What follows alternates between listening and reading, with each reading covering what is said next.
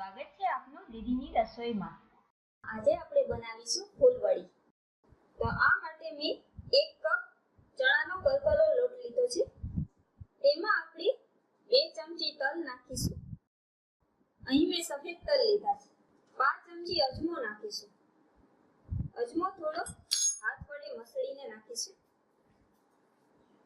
2 ચમચી ખાંડનો પાવડર નાખીશું। સ્વાદ પ્રમાણે મીઠું નાખીશું। અહીં હું અડધી ચમચી મીઠું નાખું છું। 5 ચમચી હળદર નાખીશું। 5 ચમચી લાલ મરચા પાવડર નાખીશું। 5 ચમચી જીરું પાવડર નાખીશું। 1 ચમચી ધાણા પાવડર નાખીશું। 2 ચમચી દહીં નાખીશું। અડધા લીંબુનો રસ નાખીશું। અહીં દહીં મોળું છે એટલે હું લીંબુનો રસ નાખું છું, પણ જો તમારું દહીં થોડું ખાટું હોય તો લીંબુનો રસ ના નાખો। હવે 2 ચમચી વરિયાળી, 2 ચમચી આખા ધાણા અને અડધી ચમચી મરી આ ત્રણેયને મધ્યમ તાપમાન ઉપર 2 મિનિટ માટે શેકી લઈશું। 2 મિનિટ માટે આ બધું શેકી લીધું છે। હવે તેનો પાવડર તૈયાર કરીશું। ગ્રાઇન્ડર જારમાં તેને લઈ લઈશું। ત્રણેયમાંથી કરકરો પાવડર તૈયાર કરી લીધો છે, એડ કરી દઈશું। 2 ચમચા ગરમ કરેલું તેલ રેડીશું। મિક્સ કરી લઈશું। ચમચી વડે મિક્સ કરું કેમ કે તેલ ગરમ છે। મિશ્રણ ઠંડુ થઈ ગયું છે। હવે હાથ વડે મિક્સ કરશું।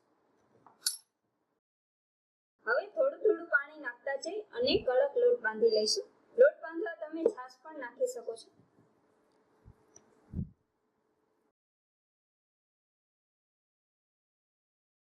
જો કડક લોટ બાંધી લીધો છે, હવે આમાંથી ફૂલવડી તૈયાર કરી લઈશું।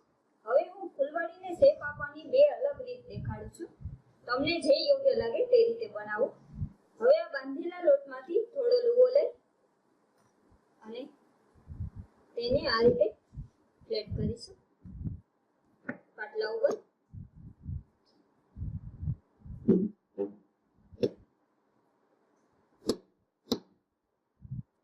ફૂલવડી હોય તેટલી જાડાઈ રાખીશું અને ચપ્પુ વડે આ રીતે કટ કરીશું।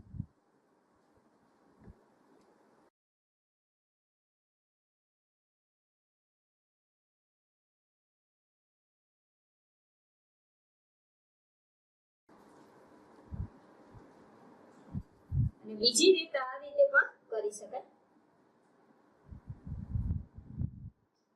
હાથ વડે પ્રેશર આપીને કટ કરી લેવું।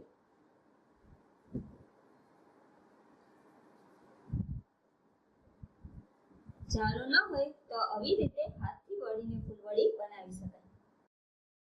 બધી ફૂલવડી આ રીતે તૈયાર કરી લઈશું।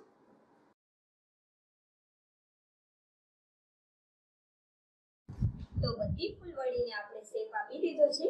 હવે તેને તળી લઈશું। હવે મધ્યમ તાપમાન ઉપર તેલ ગરમ કરીશું। તેલ ગરમ થઈ ગયું છે। હવે ફૂલવડી તળી લઈશું।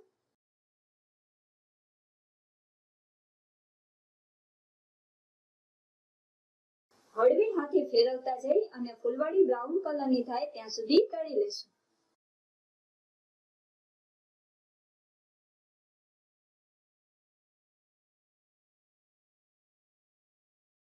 જો ફૂલવડી બ્રાઉન કલરની થઈ ગઈ છે, હવે તેને કાઢી લઈશું।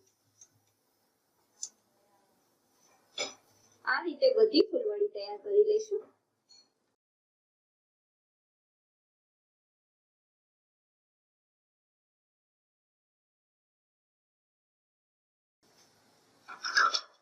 તો તૈયાર છે ઝારા વગર બનાવેલી એકદમ ક્રિસ્પી ક્રન્ચી ફૂલવડી।